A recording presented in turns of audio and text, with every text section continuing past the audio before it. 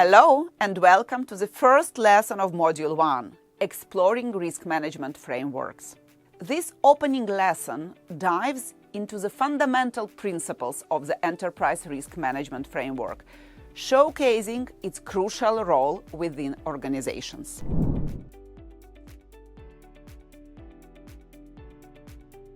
By the end of this lesson, you will be able to understand the broader view of risks in the setting of an organization, know what ERM is and its comprehensive approach to managing risk, discover why ERM is beneficial for organizations and the advantages it brings, learn about the steps to implement and carry out ERM in your company.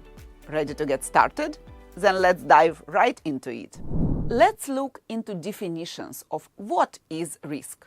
Different dictionaries and resources offer various definitions. However, in general, the international standard definition of risk is effect of uncertainty on objectives. Look at these numbers.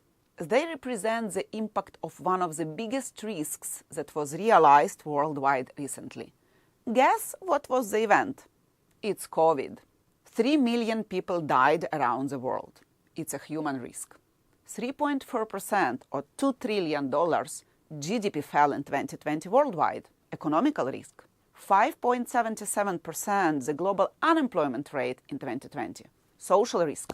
So how can organizations mitigate risks? One person, one function, or one department can't manage risk effectively, as this is the common effort of the company. Enterprise risk management, or ERM, is an approach used by organizations to identify, assess, and manage risks that could affect their business. The goal of ERM is to minimize the impact of adverse events on an organizational financial performance, reputation, and ability to operate. Now let's take a closer look at why ERM matters and what benefits it may bring to your organization. First of all, ERM enhances risk awareness, transparency, and culture in the organization. Highlighting the focus on the risk at the senior level in the organization results in more discussions on risk at all levels. The resulting cultural shift allows risk to be considered more openly. For example, emerging risk in the cyberspace will much more effectively addressed if a discussion happens between IT teams and HR. Not only does ERM help mitigate risk and prevent security breaches in such cases, but it also initiates conversations around these matters that help encourage everyone to contribute to company security. For example, installing a new password vault is the perfect opportunity to open up a discussion about best practices on company computers. If your manufacturing department has a risk of equipment malfunctioning, it's much better to work together with procurement and manufacturing team and even engage suppliers to find the best solution and minimize the risk.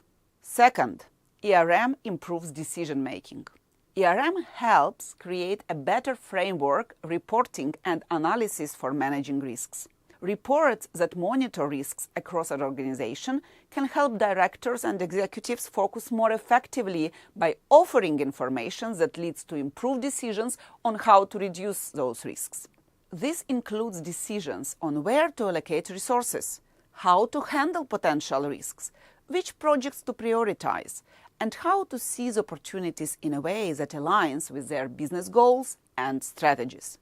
For example, in procurement, it might be important to identify and approve an alternative supplier for materials if we expect to need more than what our current supplier can provide. Number 3 on the benefit lists is increased employee and customer satisfaction. A business experiencing sustainable growth attracts and keeps more customers. Implementing an enterprise risk management strategy can help improve customer satisfaction level. Better security means less chance of service downtime and support a consistent case fill rate. Employees tend to be more engaged when they feel safe and secure at work and are not exposed to risks.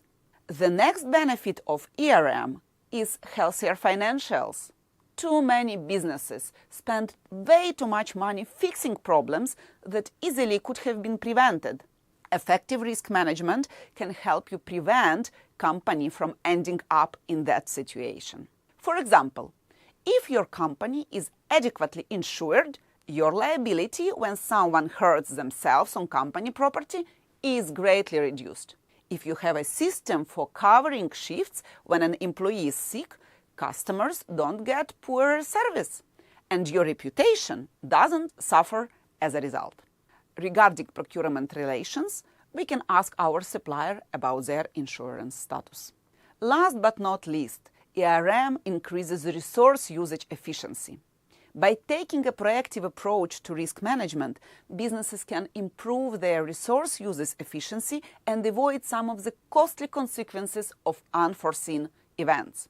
For example, if your company or plant of your supplier knows that it is located in an area prone to floods, it can take steps to protect its facilities and ensure that its employees are safe, limiting the damage and associated costs when weather does hit.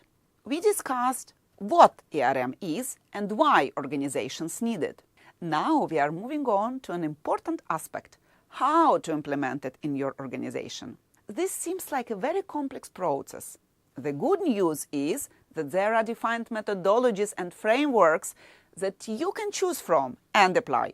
Other good news is that even though there are several methodologies, the principles are mostly the same. So you can define which framework works best for your company.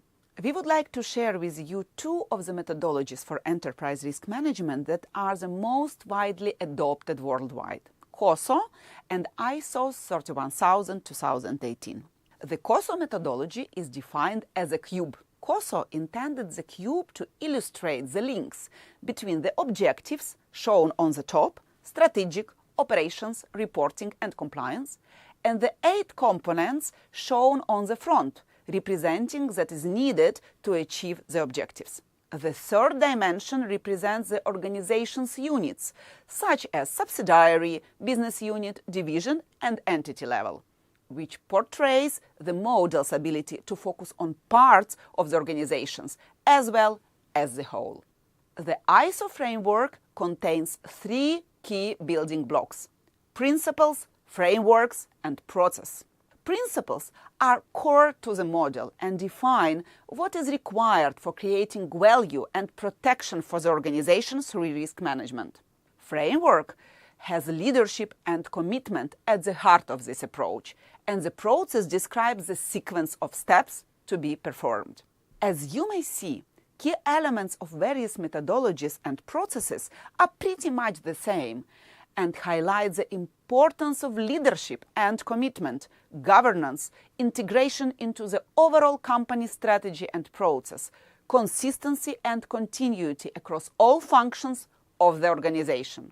If you want to learn more, please take a look at our extra reading materials attached to this lesson. Here you will find more information on COSO and ISO frameworks. Now, there is a lot of theory, but how does it all work in practice and what impact it may have? Let's look at the example from my recent experience. I was consulting one of the manufacturing companies in the east of Ukraine back in 2021. As I developed my strategic framework, part of the process involved conducting risk management assessment and establishing governance for risk management at the organizational level. The goal was to minimize identified risks to secure business continuity. I worked closely with the team to identify, evaluate, and reduce risks. One of the largest risks we found was related to geopolitical issues, such as the possibility of an invasion. This risk could significantly affect the company and was likely to happen. I outlined multiple actions to lessen this risk. Working with the business owner and the team from different departments, we also developed various projects to lower other risks further. These efforts included stockpiling finished products at the client's locations, ensuring the availability of crucial spare parts in suppliers' warehouses in the western Ukraine, and looking into other places in Ukraine for manufacturing. I established solid management practices, including weekly meetings to report on progress. As a result, when the invasion happened, the business owner and I quickly put on business continuity plan into action. Thanks to our thorough approach to risk management and strong governance, the company was able to move and get settled in a new location more effectively and swiftly. This enabled them to resume manufacturing and deliveries to customers. The success we experienced was largely due to effective leadership and the active involvement of all departments. This example clearly shows why having effective risk management practices in place is crucial for ensuring business resilience and continuity.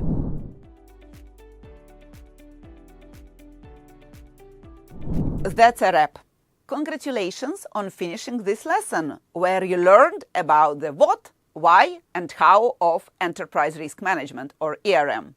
Additionally, we explored how procurement is closely connected to all parts of ERM. We also highlighted the importance of ERM with a real-world case study of Ukrainian production company navigating significant risks. See you soon in the next lesson.